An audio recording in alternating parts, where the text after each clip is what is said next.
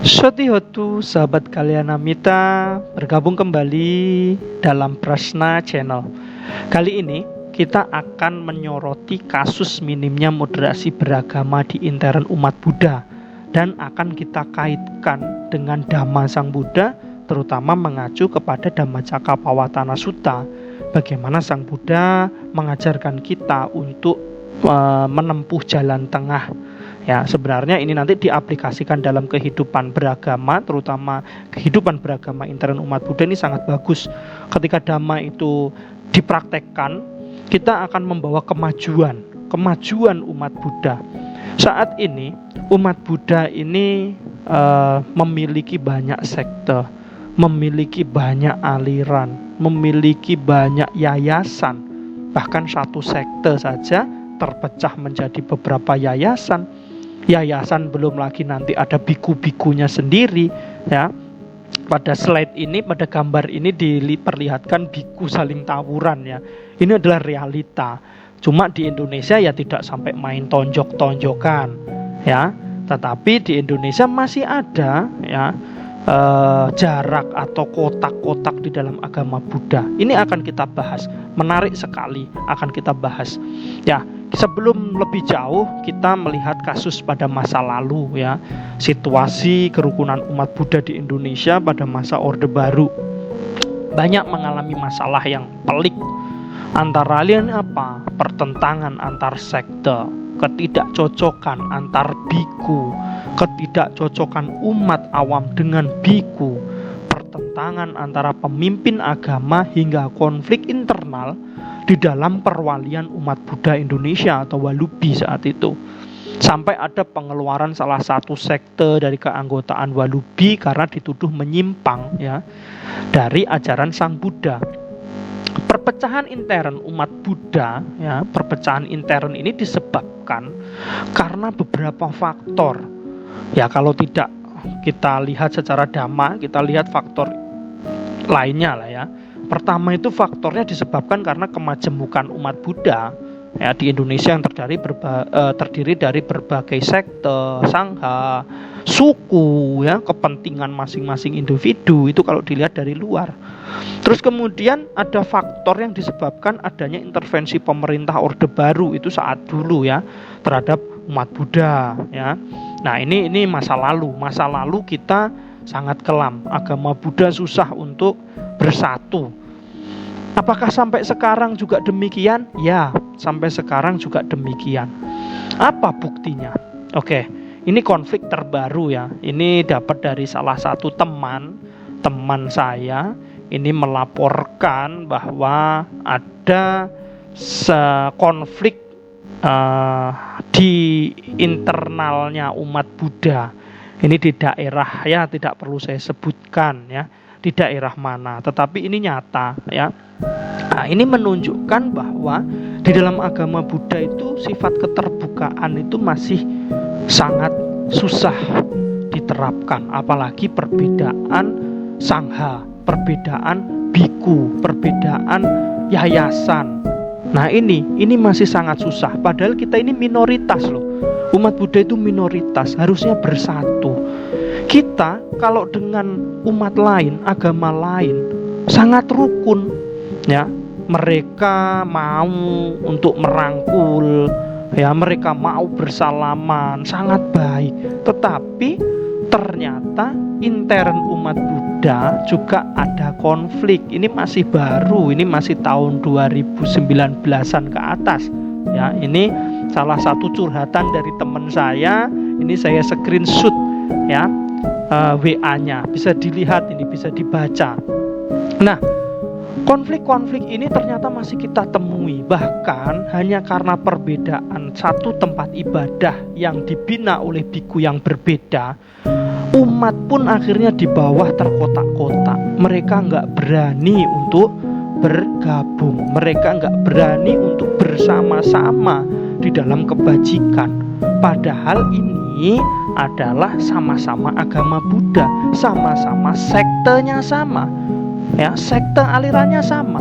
Tetapi ini hanya perbedaan kepengurusan, perbedaan yayasan.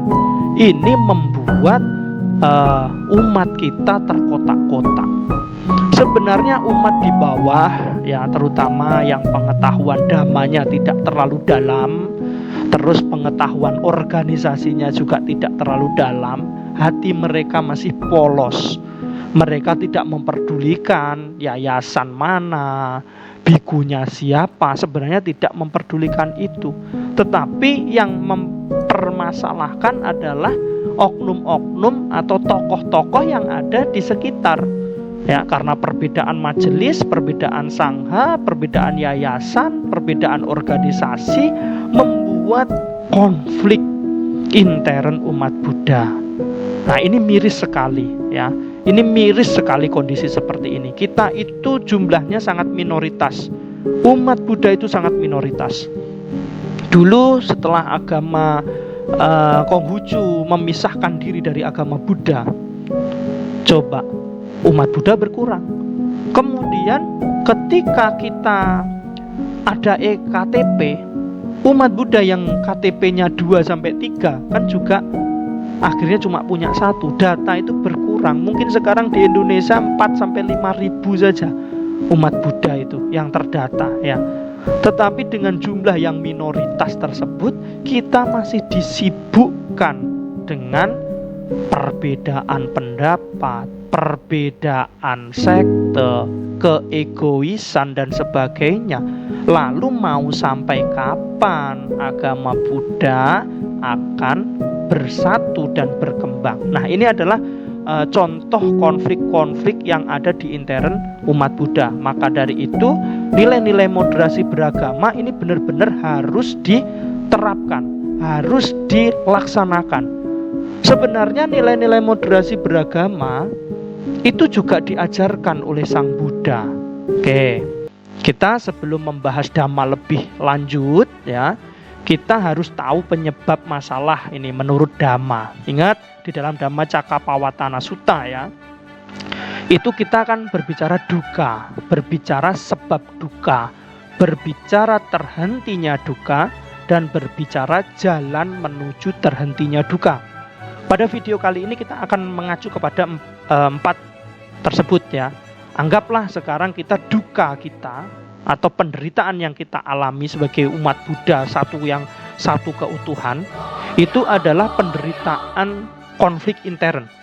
Tidak bersatunya majelis-majelis agama Buddha, tidak bersatunya umat-umat Buddha, itu anggaplah sebagai penyakit, itu sebagai duka. Nah, setelah kita tahu sebab duka itu apa, nah baru nanti kita berbicara terhentinya duka seperti apa. Oke, kita akan bahas dulu duka. Dukanya seperti itu, kita sepakati ya. Kita sepakati bahwa duka umat Buddha adalah ketidakkompakan, ketidaksolidan. Ada permasalahan intern umat Buddha, konflik antar majelis, konflik antar sekte dan sebagainya. Itu sebagai duka. Duka ini disebabkan oleh tanha, nafsu keinginan, keserakahan ya.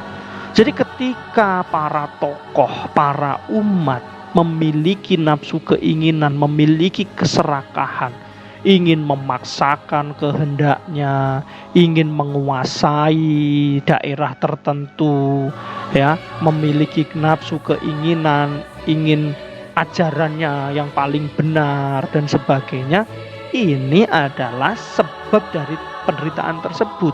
Karena adanya keinginan-keinginan, pengurus A berkeinginan harus ikut dia, Bante B berkeinginan harus di bawah bimbingannya, Bante S harus sesuai dengan yang diarahkannya. Nah, ini adalah nafsu keinginan. Ketika para tokoh, para biku, para penceramah, para guru, dan bahkan para umat masih memiliki nafsu-nafsu keinginan, ingin dihargai, ingin dihormati, itu sudah masuk ke dalam keserakahan. Ini adalah penyebab ya, penyebab daripada duka tadi. Kemudian ketika keserakahannya tidak tercapai, yang diatur tidak mau, yang disuruh tidak mau, ini menyebabkan sebab yang kedua, yaitu kebencian. Benci akhirnya melakukan tindakan-tindakan, pemblokiran, melakukan tindakan-tindakan, memfitnah dan sebagainya. Ini adalah efek dari tadi keserakahan mereka yang ingin memaksakan kehendak tidak tercapai, akhirnya muncul kebencian. Akhirnya menyebarkan itu sekte sesat, itu sekte nggak boleh dan sebagainya, tidak boleh di dalam agama Buddha. Ingat, Indonesia saja melalui undang-undangnya memberikan hak kepada setiap warganya untuk memeluk keyakinan dan kepercayaannya masing-masing serta beribadah menurut agamanya masing-masing. Nah, ini sesama umat Buddha hanya perbedaan sudut pandang, perbedaan sekte, perbedaan biku pembina, yayasan, saling baku hantam karena keserakahannya untuk memaksakan kehendaknya tidak tercapai, akhirnya muncul kebencian. Rasa benci tersebut menyebabkan sebab yang ketiga, yaitu kebodohan. Akhirnya walaupun beliau-beliau ini tokoh, mereka lupa kalau dirinya tokoh. Walaupun beliau-beliau ini biku, sudah mahatera, sudah senior misalkan ya, mereka lupa bahwa kebencian membuat kebodohan. Akhirnya mengatakan ini salah, itu salah, gak boleh dan sebagainya ya. Nah, ini kasus yang menyebabkan penderitaan umat Buddha di lingkungan bawah. Bahkan tadi ada kasus nyata ya, mau baksos saja umat yang mau datang sampai nggak berani, takut nanti nggak dibantu lagi sama biku A. Padahal ini sama-sama umat Buddha. Nah, ini menurut Dhammacakkappavattana Sutta ya, bahwa kekotoran batin ya, 3 akar kejahatan inilah yang menyebabkan masalah. Inilah yang menyebabkan penderitaan umat Buddha. Ya, kalau umat Buddhanya menderita dengan konflik, menderita dengan kekotak-kotak, tidak mau bersatu, mau sampai kapan agama Buddha itu akan berkembang? Ya. Nah, ini menurut Dhammacakkappavattana Sutta. Nah, lalu penyelesaiannya dengan apa? Nah, kita sudah melihat tadi ada penderitaan atau duka, yaitu ketidakkompakan kita. Umat Buddha, agama Buddha itu lagi sakit ya. Terus kemudian sebabnya kita sudah tahu. Sebabnya karena keserakahan, kebencian, kebodohan dari elemen-elemen pembina agama Buddha, mulai dari atas sampai bawah. Akhirnya nurun. Kalau kepalanya sakit ya lama-lama ekor badannya pun juga ikut sakit ya. Nah, kemudian setelah duka, sebab duka, terhentinya duka. Oke, kalau di dalam Dhammacakkappavattana Sutta memang terhentinya duka ya nibbana ya. Tetapi kita membawa konteks ini kepada dunia nyata nih sekarang, agar agama Buddha terbebas dari rasa sakit, kesakitan karena konflik. Nah, maka terhentinya penderitaan ini apa? Yaitu tadi guyub rukun, bersatu, saling bantu membantu, saling kasih mengasihi, seperti ajaran Sang Buddha yang penuh cinta kasih. Nah, setelah tahu bahwa yang kita ingin capai ini adalah terhentinya penderitaan tersebut, maka yang terakhir adalah jalan menuju terhentinya duka. Di dalam Dhammacakkappavattana Sutta ya, jalan untuk mengakhiri ini semua ya harus menerapkan atau menjalankan satu jalan mulia berunsur 8. Jalannya 1, unsurnya 8. Yang pertama adalah samaditi. Ini adalah pengertian atau pandangan benar. Bagaimana memiliki pandangan benar? Nah, kalau di dalam Samaditi Sutta, pandangan benar itu dibedakan menjadi 2. Ada lokutara, ini yang non duniawi, dan lokia samaditi yang duniawi. Ya, setidaknya memahami hukum karma itu sudah termasuk pandangan benar, hukum karma. Tapi kalau yang lokia ini bukan pandangan benar pada pengarahan pencapaian nibbana ya, kita bicara lokia nih. Kalau lokutara itu pandangan benar untuk mencapai nibbana. Nah, kita harus memiliki pandangan benar tentang hukum karma. Ajaran Sang Buddha kan mengajarkan hukum karma. Bagaimana sih kalau kita memiliki kebencian, keburukan ya, pasti karma kita ikut buruk ya. Jangan Anda mengembangkan kebencian dengan dasar kebaikan. Maksudnya apa? Merasa dirinya paling baik, ternyata mengembangkan kebencian. Merasa sektenya paling baik, ternyata Anda mengembangkan kebencian. Jadi di sini pemahaman atau pengertian atau pandangan benar di sini, kita harus mengerti tentang hukum karma setidaknya. Baru lebih dalam ya pandangan benar bahwa tidak ada keakuan, tidak ada konsep diri yang kekal. Kalau kita sudah memahami tidak ada keakuan, sebenarnya konflik ini bisa untuk diselesaikan. Tidak ada lagi ini sekteku paling benar, ini yayasanku paling besar, ini donaturku ya. Wah, dia merebut donaturku. Kalau kita punya pengertian atau pandangan benar, tidak akan terjadi konflik-konflik. Maka kita sebagai umat Buddha bagaimana? Harus belajar Dhamma lagi lebih dalam. Para penceramah juga harus mengasah dirinya lagi, menyelami Dhamma sampai akhirnya diperoleh pandangan benar ya. Kemudian kalau pandangan itu sudah benar, maka yang kedua pasti pikirannya benar. Pikirannya akan terbebas dari loba dosa moha.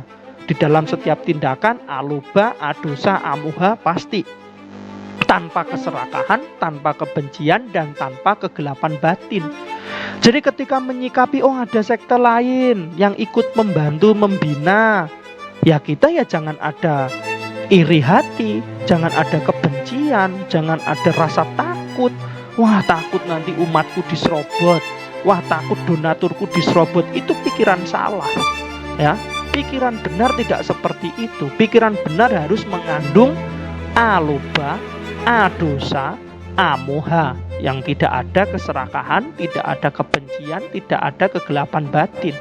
Ketika kita menemukan di masyarakat sama-sama sebagai pembina ada sekte lain atau yayasan lain yang masih satu rumpun dengan agama Buddha membantu, ketika Anda memiliki rasa cemburu, memiliki rasa iri, was-was, takut, itu berarti pikiran kita masih memiliki loba dosa moha.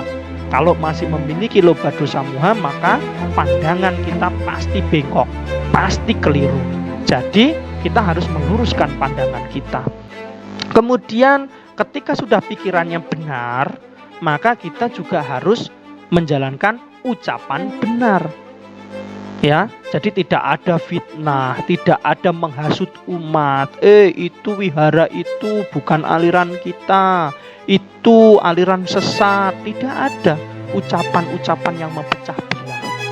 Yang ada adalah ucapan mempersatukan. Ayo sama-sama umat Buddha bersatu, bangkit. Baik pendidikannya, baik ekonominya, baik kesehatannya. Seluruh sekte saling bahu-membahu, membantu. Ya, membantu umat yang kesusahan. Nah, seperti itu. Ucapannya penuh dengan cinta kasih, ucapannya penuh belas kasih, dan saling mendukung di dalam kebajikan. Ya, setelah ucapan benar, ya pasti perbuatannya benar dengan action. Setelah berpikir, berucap, ya berbuat benar. Jadi tidak akan ada perbuatan yang menghasut, memblokade, marah-marah, ya, atau mengintimidasi. Itu nggak ada. Perbuatan benar pasti akan berdasarkan pada ucapan, pikiran, dan pengetahuan atau pengertian benar. Nah, ini harus dijalankan. Setelah itu apa? Penghidupan juga harus benar. Para biku, para pengurus yayasan, para romo, para penceramah, ini pun juga harus memiliki penghidupan benar. Ya, jangan sampai menggunakan yayasan untuk mencari donatur. Jangan sampai menggunakan jubahnya hanya untuk mengumpulkan donatur. Setelah banyak donaturnya, setelah banyak uangnya, lepas jubah. Setelah banyak pengikutnya, ya, dan sebagainya. Nah, seperti itu ya nggak boleh. Jadi di sini penghidupannya benar. Kalau sebagai perumah tangga, ya penghidupan yang benar. Seorang romo, seorang pengurus yayasan, ya harus bekerja. Jangan sampai memanfaatkan dana umat, ya, Kenapa terjadi konflik? Karena ada kecurigaan-kecurigaan. Mungkin ada oknum-oknum yang memanfaatkan dana umat. Nah, kalau sebagai seorang pertapa, ya memperoleh makanan ya dari mana? Ya dari pindapata. Kebutuhan pokok seorang biku itu ya hanya 4, ya. Tempat tinggal, jubah, makanan, obat-obatan. Tidak lagi orang biku memikirkan tempatnya harus mewah, harus mencari donatur yang banyak supaya membangun kuti yang megah, mencari donatur yang banyak supaya kesana kesini mobilnya mewah, makanannya lezat. Tidak boleh, itu penghidupan yang salah, ya. Banyak suta-suta yang mengupas itu. Bagaimana kita harus mencari penghidupan yang benar. Ketika penghidupan kita benar, seorang perumah tangga ya bekerja sewajarnya, bukan memanfaatkan yayasan, bukan memanfaatkan agama. Seorang biku atau pabajita juga mencari penghidupan yang benar selayaknya seorang biku sesuai winaya, tidak mengumpulkan harta, tidak mengumpulkan donatur, tidak meminta rumah atau kuti yang mewah. Maka semuanya jika mengacu kepada penghidupan benar akan lancar semuanya. Tidak ada biku iri dengan biku lainnya karena semuanya sama, ya. Kebutuhan pokoknya sama. Nah, seperti itu. Kemudian yang keenam apa? Usaha benar. Yang dimaksud usaha benar di sini apa? Itu plus plus min min. Kalau saya mengilustrasikan plus plus min min dalam berusaha benar. Plus yang pertama apa? Mengembangkan kebajikan yang sudah ada. Misalkan kalau Romo penceramah atau biku sudah rajin memberikan wejangan cinta kasih, yaitu kembangkan. Nah, terus plus kedua apa? Mengembangkan kebajikan yang belum pernah dilakukan. Apa? Misalkan seorang Romo belum bisa moderasi dalam beragama, belum bisa moderat, ya, masih terkotak-kotak, maka ya kembangkan rasa moderat tadi, ya. Bagaimana kita harus bersikap terhadap umat Buddha yang berbeda sekte. Jangan cuma mau ceramah atau boleh ceramah hanya di kalangan tertentu. Peraturan-peraturan kelembagaan atau kemajelisan yang mengikat. Harusnya kita itu memiliki usaha plus plus min min. Plus pertama mengembangkan kebajikan yang sudah ada. Yang plus kedua memunculkan kebajikan yang belum ada. Min yang pertama tadi plus plus, ya, sekarang min min. Min yang pertama mengurangi keburukan yang sering dilakukan. Ya, kalau egonya tinggi, harus aku, ini milikku, ya dikurangi. Ya, kalau dulunya terkotak-kotak mengembangkan kebencian, ya stop. Jangan mengembangkan kebencian lagi. Terus min yang kedua adalah menghilangkan atau tidak memunculkan keburukan yang belum ada. Jangan coba-coba kita memunculkan keburukan. Kalau dulu belum pernah memecah belah umat, jangan sampai kita memecah belah umat. Jangan karena tunduk pada peraturan kemajelisan, tunduk kepada biku seniornya, kemudian disuruh ini iya, disuruh itu iya, tanpa pemahaman, tanpa pengertian benar, maka ikut saja. Akhirnya yang dulunya tidak pernah menghasut umat, ikut menghasut umat. Itu nggak boleh. Nah, kalau kita melakukan ini, plus plus min min diingat di dalam hati dan dipraktekkan dalam kehidupan sehari-hari, maka modernisasi beragama bisa diterapkan di dalam intern umat Buddha. Kemudian sama sati, kesadaran kita ya harus benar, ya. Kita ini harus memiliki penyadaran yang benar. Terus sama samadhi yang benar. Kalau kesadaran dan samadhi kita benar, maka nanti berpengaruh kembali lagi bisa menjadi memiliki pengertian yang benar. Nah, maka disinilah agama Buddha sebenarnya Sang Buddha mengajarkan bagaimana kita bersikap. Ini tamparan keras kepada kita para penceramah, kepada kita para tokoh agama Buddha. Bagaimana bisa kita jika dengan umat lain, dengan agama lain sangat baik, tanpa gesekan, merangkul, bersalaman, diundang kita datang. Tetapi hanya karena perbedaan sekte, perbedaan wihara, perbedaan yayasan, kita diundang nggak mau datang, bahkan mengajak yang lain jangan datang. Nah, ini sampai kapan agama Buddha akan seperti ini? Ya, coba ibu bapak semua yang mendengarkan Prasna Channel ini, coba kita amati umat Buddha di sekitar kita, wihara di sekitar kita, sekte di sekitar kita, bagaimana kondisinya. Jika tetap kita belum bisa menerapkan nilai-nilai moderasi dalam beragama di dalam intern umat Buddha, maka kejayaan agama Buddha, perkembangan agama Buddha itu hanya mimpi, ya. Ibaratnya kita masih sakit, bagaimana kita mau bangkit? Ibaratnya kita masih sakit, bagaimana kita mau berkembang? Nah, demikian penjelasan saya tentang nilai-nilai moderasi beragama dikaji dari Dhammacakkappavattana Sutta. Semoga kita bisa menerapkan, ya, satu jalan mulia berunsur 8 ini untuk membawa kerukunan kepada umat Buddha, untuk membawa perkembangan kepada umat Buddha. Semoga Dhamma tetap lestari, semoga ibu bapak selalu semangat di dalam Dhamma. Mari kita kembangkan Buddha Sasana di Indonesia.